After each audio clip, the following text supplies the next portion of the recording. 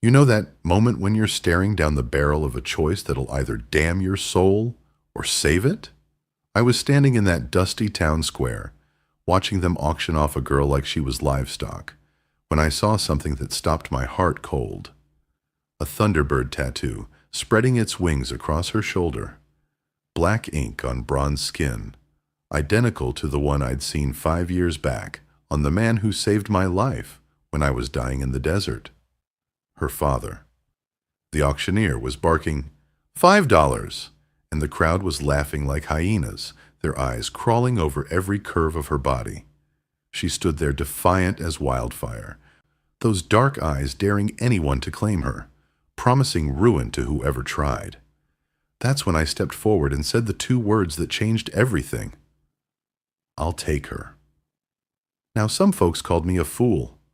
Others said I'd bought myself a curse. Maybe they were right, or maybe that was the only way a man like me could start paying back a debt written in blood and sand. If you're riding this trail with me, partner, hit that like button and drop a comment. We're heading into territory where angels fear to tread. See, 5 years before that auction, I was half dead in the desert, buzzards already circling overhead. That's when this Indian man found me, calm as still water, with that same thunderbird tattoo spreading across his chest.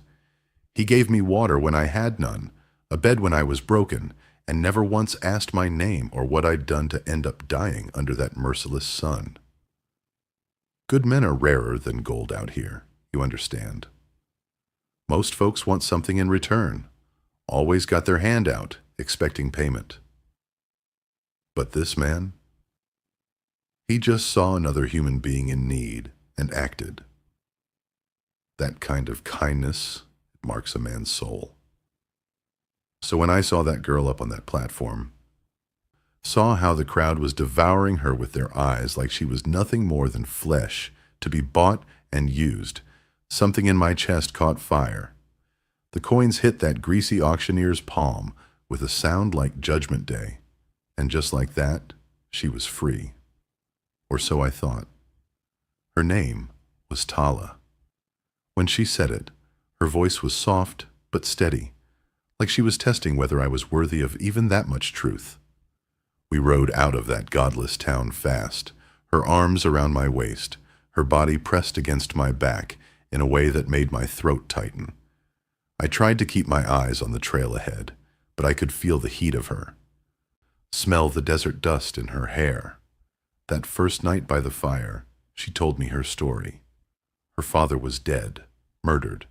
Her two sisters, Nika and Sana, had been taken by the same outlaws who burned their village to ash and bone. She knew where they were keeping her sisters, a place called Devil's Cut, a canyon where men took what they stole: women, horses, lives. The way she looked at me across those flames. There was pain there, yes, but also something else. A recognition, maybe. Like she understood that we were both carrying wounds that might never heal right. "You're not afraid," she said. It wasn't a question. I smirked, taking a sip from my tin cup. "Not yet." We rode hard the next morning, following signs only she could read. Hoofprints in dry earth, a snapped branch, cold ashes from a dead fire. This land was a map, written in a language no white man understood, and watching her move through it was like watching poetry written in motion.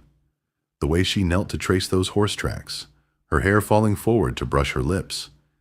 I had to force myself to look away. By afternoon, we found what we were hunting for: fresh wagon ruts, too many horses to count. Tala's knowledge led us true, and by dusk we were crouched on the rim of Devil's Cut, looking down at hell itself. The outlaw camp sprawled below us like a cancer. 3 wagons, half a dozen horses, and at least 10 men with liquor on their breath and murder in their hearts. And there, tied near the fire, like animals, were Nika and Sana, pale but proud, echoes of their sister's defiance burning in their eyes. Then he emerged from the shadows, the leader, lean and scarred, with a cruel grin, that spoke of too many nights spent breaking things that couldn't be fixed. When Tala saw him, her whole body went rigid against mine. "That's him," she whispered, her voice sharp as winter wind. "The one who killed my father." The hate in her eyes could have melted iron. And you know what? I felt it too. Not just for what he'd done to her family, but for every innocent person men like him had destroyed just because they could. We waited until the camp settled, until the outlaws drank themselves stupid and collapsed into their bedrolls. All except their leader, who lingered by the fire, his gaze crawling over those two girls like a snake sizing up prey. Moving down that goat trail in the dark, we were like ghosts given flesh. Tala took out the sentry so quiet he never knew what hit him, her knife across his throat, easing him down gentle as a lover's touch. Beautiful and terrible, that woman was. We reached the sisters without raising alarm. Tala cut their bonds while I kept watch, and for a moment I thought we might actually pull this off clean. Then a bottle clinked against stone, and everything went to hell. An outlaw stirred, blinked at us in the firelight. My knife found his chest before he could cry out, but the damage was done. Another man woke, then another. Gunshots cracked through the night like thunder, bullets sparking off rock as we scrambled up that trail with hell itself chasing behind us. I dropped two men with my rifle while Tala pulled her sisters up the slope, their skirts tearing on jagged stone. The scarred leader's voice roared below, promising blood and worse if he caught us.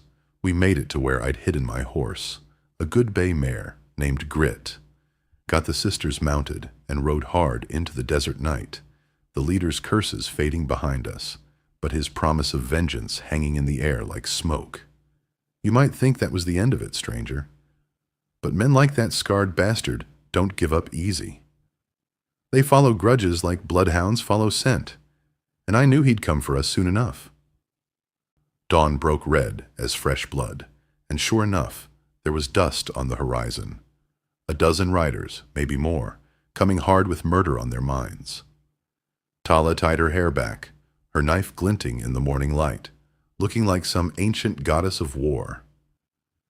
"They think we're running," she said, her voice steady as stone. I checked my rifle, each cartridge a prayer. "We ain't?" We chose our ground careful, a narrow cut called Death's Hollow, perfect for an ambush. Hid the sisters safe in a cave above the trail, then set our trap. Tala moved like quicksilver, setting snares and deadfalls, while I found myself a good shooting position on the ledge. When those outlaws came thundering down that trail, blind with rage and stupid with confidence, I put my first bullet right through their leader's chest. He pitched forward, his horse screaming as it reared, and chaos erupted like a kicked hornet's nest. The rest of that fight was blood and gunpowder and the taste of desert dust.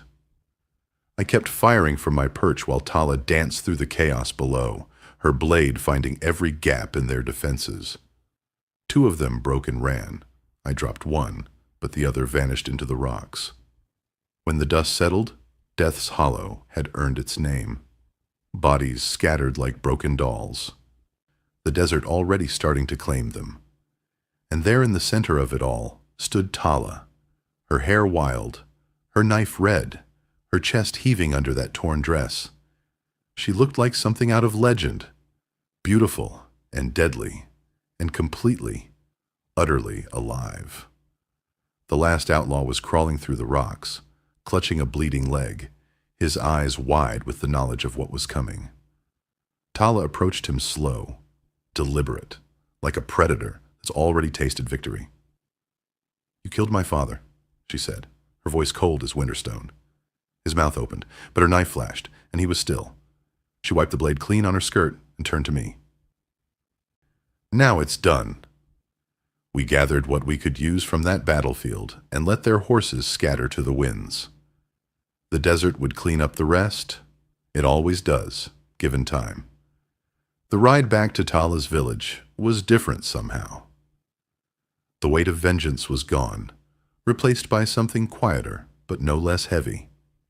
She rode between her sisters, their hands clinging to her like she was their anchor in a storm.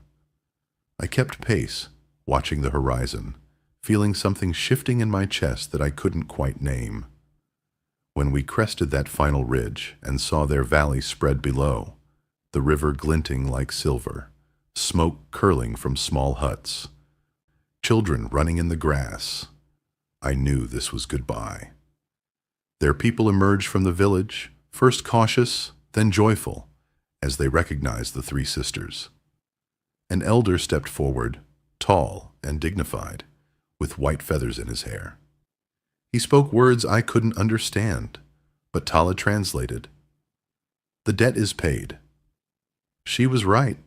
The debt was paid, in blood and bullets, and the kind of justice that doesn't come from any courthouse. Her father could rest now, and his daughters were home. I turned to leave, but her voice stopped me. "Thank you," she said.